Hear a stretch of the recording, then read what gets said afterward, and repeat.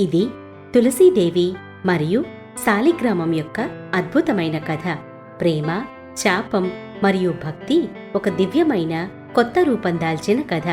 చాలా కాలం క్రితం ఒక శక్తిశాలి అయిన దానవరాజు దంబుదాన్ తన వంశం యొక్క భవిష్యత్తు గురించి చింతిస్తూ ఉంటాడు. తన వంశాన్ని ముందుకు తీసుకెళ్లేందుకు అతనికి సంతానం లేదు.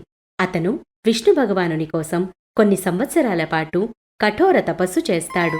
అప్పుడు విష్ణు భగవానుడు ప్రత్యక్షమవుతాడు. హే ప్రభు త్రిలోకేశ, నాదొక వినతి. దయచేసి నాకొక బలశాలి, పరాక్రమవంతుడైన వీరపుత్రుడిని ప్రసాదించండి. అతను ముల్లోకాలలోనూ విజయం పొందేలా, దేవతల వద్ద కూడా పరాజయం పొందనివాడై ఉండాలి. తథాస్తు, నీ కోరిక సిద్ధిస్తుంది. విష్ణుమూర్తి అతనిని ఆశీర్వదించి అంతర్ధానమైపోతారు. దంబుదాన్ ఈ వరంతో సంతుష్టుడై తన మహలుకు తిరిగి వచ్చేస్తాడు. కొన్ని రోజులకు అతని భార్య గర్భవతి అవుతుంది. విష్ణుమూర్తి ఆశీర్వాదం వల్ల ఒక తేజస్సు గల బాలకుడు శంఖుచూడుడు జన్మిస్తాడు. అతను బాల్యంలోనే అన్ని విద్యలు నేర్చుకుంటాడు. పెద్దవాడవుతున్న కొద్దీ అతని జిజ్ఞాస కూడా పెరుగుతుంది. ఒకసారి అతను అడవిలోకి వెళ్లి బ్రహ్మ కోసం కఠోర తపస్సు చేస్తాడు. అతని తపస్సుకు మెచ్చి బ్రహ్మ అతని ఎదుట ప్రత్యక్షమవుతాడు. శంఖచూడా, నీ తపస్సుకు నేను ప్రసన్నుడనయ్యాను. నీకేం వరం కావాలో కోరుకోనాయనా. దేవతలపైన నేను అజేయుడనై నిలిచేలా నాకు వరమివ్వండి స్వామి. నీ తపస్సుకు మెచ్చాను.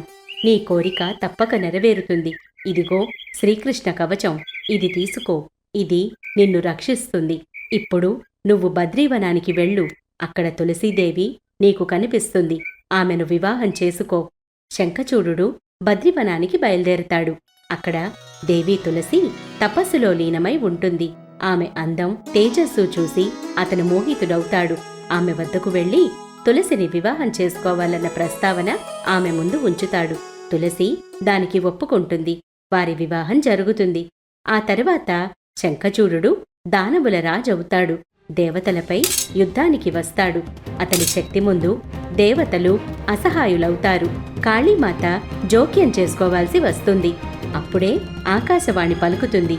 ఎప్పటివరకైతే శంఖచూడుడి కవచం, తులసి యొక్క పాతివ్రత్యం అఖండమై ఉంటుందో అప్పటి వరకు అతనిని ఎవరూ ఓడించలేరు.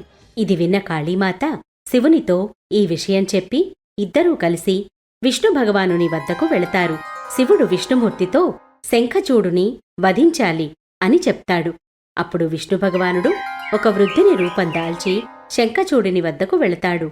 ఓ బ్రాహ్మణోత్తమా, మీకేం కావాలి? ఓ దానవేంద్ర, నాకు భిక్ష ఇవ్వు. నాకు నీ కవచం కావాలి. శంఖచూడుడు తన కవచాన్ని ఆ వృద్ధ బ్రాహ్మణునకు ఇచ్చివేస్తాడు. తర్వాత విష్ణుమూర్తి శంఖచూడుని రూపంలోకి మారి తులసి వద్దకు వస్తాడు. విష్ణుమూర్తి తులసి వద్దకు చేరుకున్నాక తులసి అతనిని హారతిచ్చి ఆహ్వానిస్తుంది. అతనిని తన భర్తే అనుకుంటుంది. అతనితో సమయం గడుపుతుంది. ఇంతలో ఒక దాసి శంఖచూడుని వధ జరిగిందని కబురు తీసుకొస్తుంది. ఇది విన్న తులసి స్తబ్దురాలైపోతుంది. ఆమె విష్ణుమూర్తిపై కోపగించుకొని శపిస్తుంది. నువ్వు నన్ను మోసం చేశావు విష్ణు. నా భర్తను వధించావు. నా పాతివ్రత్యాన్ని నష్టపరిచావు. నీ కఠోర హృదయానికి నేను నిన్ను శపిస్తున్నాను. నీవు ఒక బండరాయిలాగా మారిపోవాలి. ఓ దేవి, శంఖచూడిని అత్యాచారాలు అసహనీయమయ్యాయి. అందువల్లే నేనీ విధంగా చేయాల్సి వచ్చింది. నా శాపాన్ని నేను వెనక్కు తీసుకోలేను. కాని మీ ఆ రాతి రూపానికి కూడా పూజలందుతాయి. తులసి విష్ణుమూర్తిని శపిస్తుంది. కాని ఆమె మనసులో విష్ణుమూర్తిపైన ఆదరణ, ప్రేమ ఇంకా మిగిలే ఉన్నాయి. శాపం ఇచ్చినాక తులసి తనను తాను భస్మం చేసుకుంటుంది. ఆ భస్మంలోంచి ఒక పవిత్రమైన చెట్టు ఉద్భవిస్తుంది. ఆ చెట్టుకు విష్ణుమూర్తి తులసి అని పేరు పెడతాడు. విష్ణుమూర్తి సాలిగ్రామ రూపం దాల్చి, హే తులసి, నీ పాతివ్రత్యం ధన్యం. నేను ఈ సాలిగ్రామ రూపంలో నిన్ను నా పత్నిగా స్వీకరిస్తున్నాను. ఈ విధంగా తులసి విష్ణు భగవానుల ప్రత్యేకమైన బంధం ఏర్పడింది. విష్ణుమూర్తి సాలిగ్రామ రూపంలో పూజింపబడుతున్నాడు. ఈ అద్భుతమైన కథ దేవి తులసి యొక్క అమర ప్రేమ, అఖండ భక్తితో సమాప్తమవుతుంది. నిజమైన భక్తి, ప్రేమ దేవలోకంలో కూడా తమ అద్భుత ప్రభావం చూపుతాయని మనం తెలుసుకోవచ్చు.